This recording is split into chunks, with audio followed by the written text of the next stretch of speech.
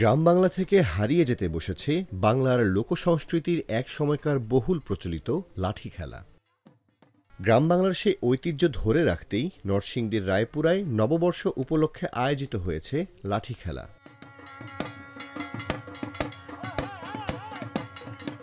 ১৪ April উপজেলার চান্দেরকান্দি রহিমা হক চেতনা বিকাশ মহিলা কলেজ মাঠে এই লাঠি খেলা অনুষ্ঠিত হয়। স্থানীয় একটি দলের লাঠিয়ালরা এতে অংশগ্রহণ করে বিভিন্ন কসরত দেখিয়ে দর্শকদের মাতিয়ে রাখেন।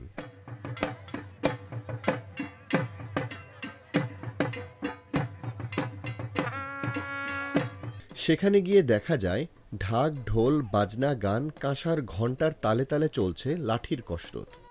প্রতিপক্ষের লাঠির আঘাত থেকে নিজেকে রক্ষা ও পাল্টা আঘাত করতে ঝাঁপিয়ে পড়েন লাঠিয়ালরা।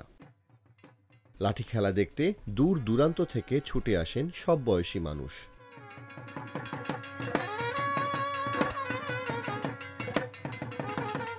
গ্রামীণ ঐতিহ্যকে ধরে রাখতে বাপদাদার স্মৃতিস্বরূপ লাঠি খেলেন বলে জানান লাঠিয়ালরা।